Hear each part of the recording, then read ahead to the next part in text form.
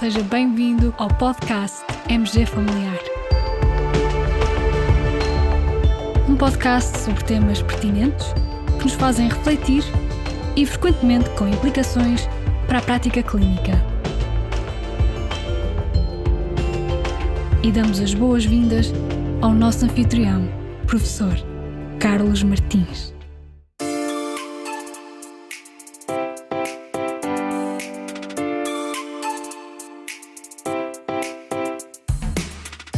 Recentemente, a United States Preventive Services Task Force disponibilizou para debate público um draft de uma recomendação em que altera a idade de início do rastreio de cancro da mama por mamografia dos 50 para os 40 anos. Anteriormente, a Task Force considerava o rastreio em mulheres entre 40 e 50 anos como uma escolha pessoal. A este respeito, foi esta semana publicado um artigo de opinião no New England Journal of Medicine com o título As novas recomendações de mamografia da United States Preventive Services Task Force, uma visão divergente. Os autores são nomes conceituados do Dartmouth Institute e também da Cochrane. E no fundo os autores manifestam a sua perplexidade e levantam algumas questões muito pertinentes. Uma dessas questões que eles colocam é a seguinte: haverá evidência científica nova de que a mortalidade por cancro da mama está a aumentar? E a resposta é simples, não existe. Pelo contrário, tem-se verificado uma diminuição constante na mortalidade por cancro da mama, o que no fundo até pode ser considerado um grande sucesso da medicina moderna, da medicina contemporânea. Por exemplo, nos Estados Unidos, a redução tem sido pronunciada e até ainda mais pronunciada entre as mulheres com menos de 50 anos de idade, cuja mortalidade por cancro da mama foi reduzida para metade nos últimos 30 anos. Padrões semelhantes são observados noutros países, incluindo aqueles onde o rastreio de mulheres na faixa dos 40 anos é muito raro, como por exemplo a Dinamarca e o Reino Unido. E aqueles onde o rastreio é raro em todas as faixas etárias, como por exemplo na Suíça. Ora, estes dados sugerem que o declínio na mortalidade resulta principalmente devido ao facto de dispormos melhores ferramentas terapêuticas. As boas notícias vêm do lado do tratamento e não do lado do rastreio. Outra questão pertinente que os autores levantam: existe evidência científica nova de que o benefício da mamografia de rastreio esteja a aumentar? E a resposta volta a ser negativa. Desde a recomendação anterior da United States Preventive Services Task Force, não foram apresentados resultados de novos ensaios clínicos randomizados que tenham avaliado a mamografia no rastreio das mulheres na faixa dos 40 anos. Existem os mesmos 8 ensaios clínicos randomizados para esse grupo etário que não revelaram um efeito significativo, incluindo o ensaio mais recente, o ensaio UK-AGE. Em vez de novos dados de ensaios clínicos, a nova recomendação da Task Force é baseada em modelos estatísticos que estimam o que poderia acontecer se a idade de início fosse reduzida.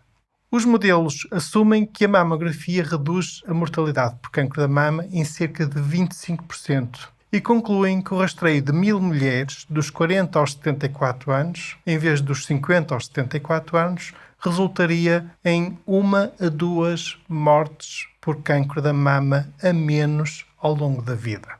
A crescente dependência da United States Preventive Services Task Force de modelos estatísticos complexos é problemática. Os efeitos estimados podem ser extremamente sensíveis às suposições e aos dados que são introduzidos nesses modelos.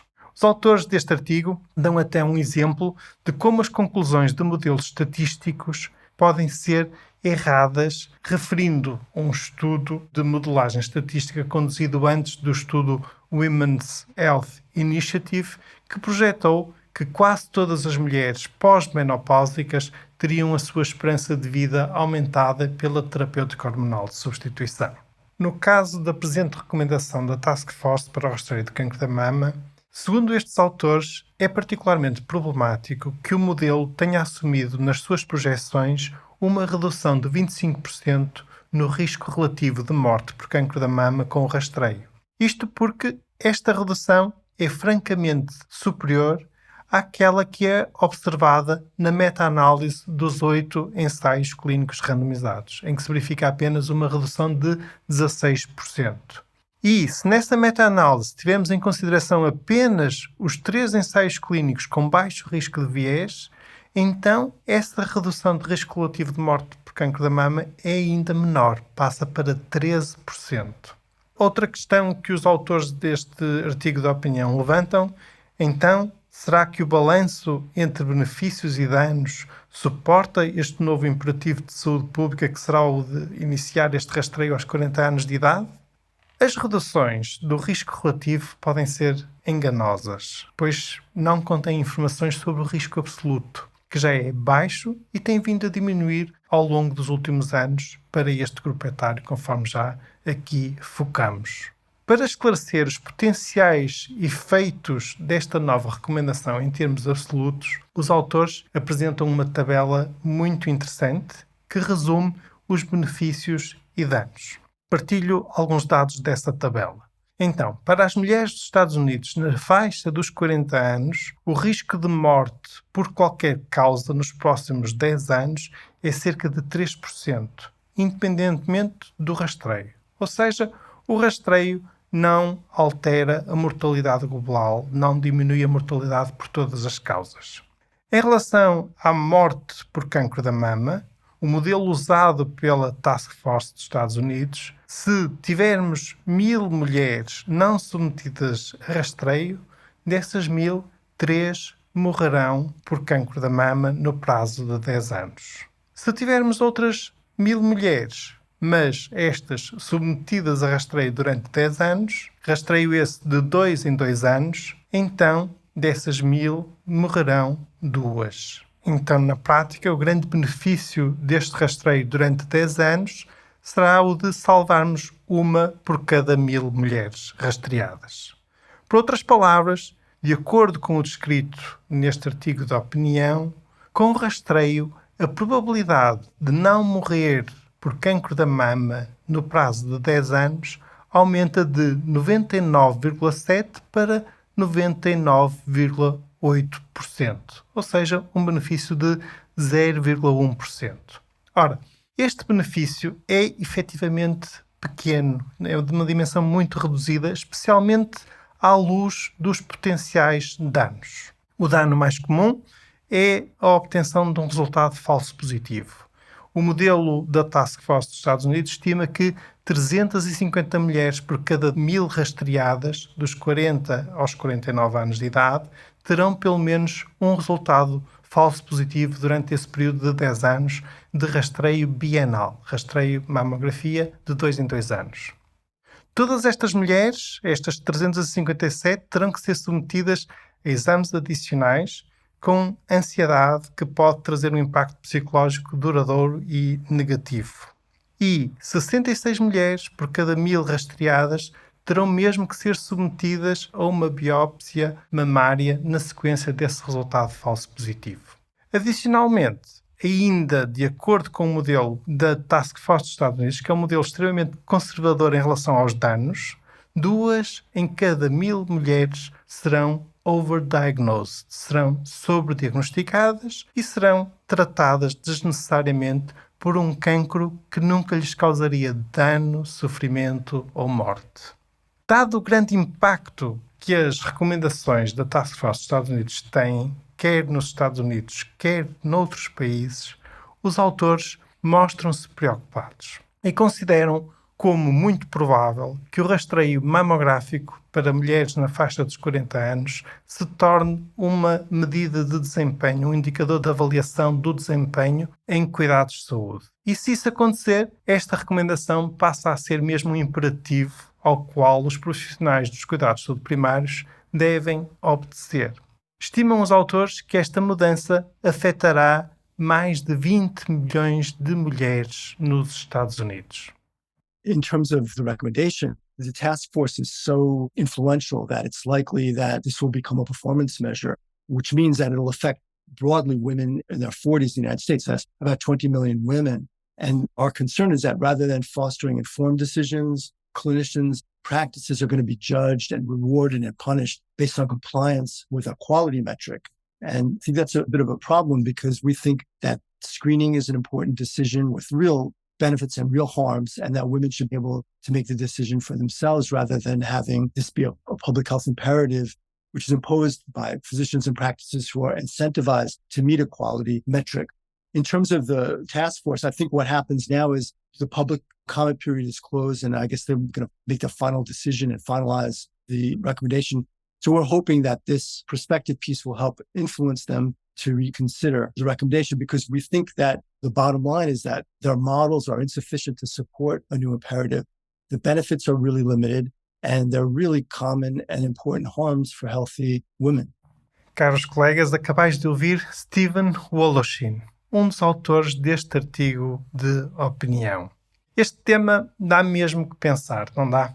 É que esta é uma daquelas situações em que a evidência científica contraria aquilo que é a opinião pública mais prevalente e que está enraizado até no senso comum da nossa comunidade, das pessoas, dos pacientes e até médicos. O problema é que quando fazemos um rastreio estamos a intervir em alguém que está bem, não está a sofrer, não tem sintomas. E com a intenção de fazermos bem, a evidência científica mostra que, com este rastreio, causamos dano a muitas mulheres, apesar de algumas poderem beneficiar. Os autores deste artigo defendem, e eu concordo, que deve prevalecer espaço para uma decisão pessoal de cada mulher. Cada mulher tem o direito de saber o potencial benefício e o potencial dano associado a este rastreio. E depois pode decidir o que quer para si. Ora, se implementamos indicadores de avaliação de desempenho de equipas de cuidados subprimários que medem a percentagem de mulheres que realizou a mamografia, estamos logo aí a contribuir para que não haja uma decisão médica partilhada. Ninguém vai falar às pacientes sobre os potenciais danos, porque isso poderá diminuir a adesão ao rastreio e prejudicar o indicador. É também neste sentido que no EuroPrev, a Rede Europeia de Médicos de Família para a Prevenção e Promoção de Saúde, e também no EQUIP, Network da área da qualidade dos médicos de família europeus, temos vindo a defender que não se devem usar indicadores de avaliação de desempenho na área dos rastreios oncológicos. E se mesmo assim quisessem usar um indicador neste campo, então o indicador deveria medir a percentagem de mulheres que teriam recebido informação científica correta e imparcial sobre os benefícios e danos associados ao rastreio, em vez de medir a percentagem de mulheres que realizou a mamografia. Caros colegas, com este episódio partilhamos o link de acesso ao artigo original e também ao áudio com a entrevista na íntegra do Stephen Woloshin. Fiquem bem, continuem bem. Até ao próximo episódio.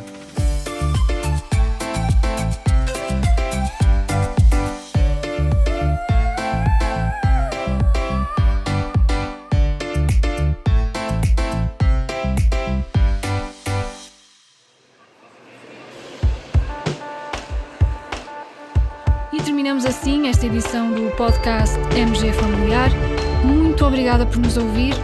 Se desejar completar a sua leitura, muitos dos conteúdos abordados neste podcast estão disponíveis em www.mgfamiliar.net. Até ao próximo episódio.